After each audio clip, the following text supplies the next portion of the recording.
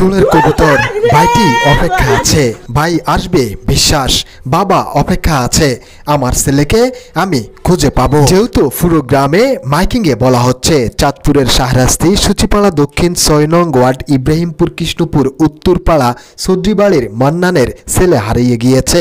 সাধারণ মানুষ অনুভব করছে এই রাস্তা দিয়ে এসেছে, এটাই সদ্রিবাড়ির পূর্ব দিক থেকে এসে পশ্চিম দিকে এখান থেকেই ছেলেটি উধাও হয়, এটাই সাধারণ মানুষ বিশ্বাস করে। গতকাল রাত যখন শাহরাস্তির পুলিশ এসেছে, তারা এখানেও কিন্তু তল্লাশি করেছিল। তাদের একটি ধারণা ছিল, যেই কচুরিপানা রয়েছে এখানে ফুল দেখা যাচ্ছে, এই ফুলের জন্য সেখানে গিয়েছে কিনা এই ছেলেটি।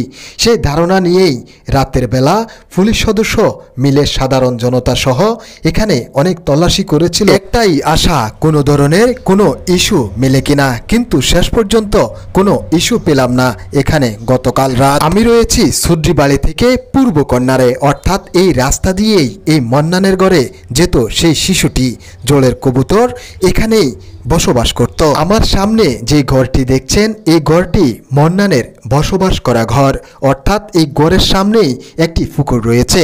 আর গতকাল যখন জানতে পারে তার ছেলে হারিয়ে গিয়েছে, সাঁতার জানে না, তখন সবাই সন্দেহ করেছিল এই পুকুরটিতে পড়ে আছে। সবাই অনেক খোঁজাখুঁজি করেছে কিন্তু কোনো সন্ধান মেলে নাই। হঠাৎ চোখে পড়ল জোলের কবুতর হারিয়ে একটি কবুতর ছটপট করছে, বিশ্বাস আমার ভাই ফিরে আসবে। জিজ্ঞাসা করলাম কেন বসে আসত, বলল আমার ভাইয়ের জন্য।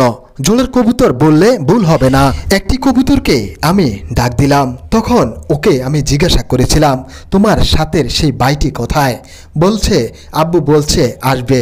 আমি চিন্তা করতাম না, আমার ভাই অবশ্যই আসবে, মাইকিং করা হচ্ছে চারদিকে, অবশ্যই আমার ভাই হয়তো পথ ভুলে গিয়েছে, আমার ভাই আবার ফিরে আসবে। গতকাল অনুমানিক 2টায় যখন ভাইটি হারিয়ে ফেলেছে, তারপর থেকেই একটাই আশা, ভাই অবশ্যই ফিরে আসবে।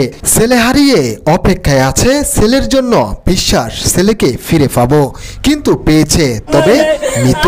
অর্থাৎ গতকাল অনুমানিক দুপুর 2টা বাজে ছেলেটিকে হারিয়ে ফেলে স্বজনরা। আজকে সকাল অনুমানিক 7টায় তার নানু গিয়ে সন্ধান পায় সদ্রিবাড়ির সেই পুকুরে ভেসে আছে, সেই পুকুরের পূর্ব পাড় এবং উত্তর পাড়ের কন্যারে। একটি কথা উন্মোচন না করলে নিজেকে খুব অপরাধী মনে করব।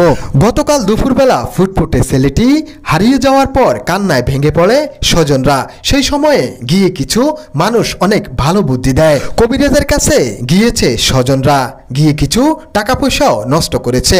স্বজনদের স্বপ্ন টাকা যাক, আমার ছেলেটাকে আমি খুঁজে পাবো, সেই বিশ্বাস নিয়েই কবিরাজের কাছে যাওয়ার পর কবিরাজ বলেছে 2-3 গ্রাম ফার করে নিয়ে গিয়েছে আলগা আসর করে। এই সমস্ত লরস পাইপ কবিরাজ থেকে দূরে থাকুন। কিছু মানুষ আপনার বিপদ দেখলে গোলা পানিতে মাছ শিকার করতে ভালোবাসে বেশি। আপনাদের কাছে অনুরোধ, কারো বিপদে গিয়ে পারলে উপকার করবেন, উপকার করতে গিয়ে অপকার করবেন না। যে যেখান থেকে দেখছেন মুসলিম হিসাবে দোয়া করবেন, আল্লাহ যেন এদেরকে সন্তান হারা যে একটি কষ্ট, এই কষ্ট সহ্য করার মতো আল্লাহ তৌফিক দান করেন। পেজে নতুন হলে নিয়মিত ভিডিও পেতে ফলো দিয়ে সাথেই থাকুন।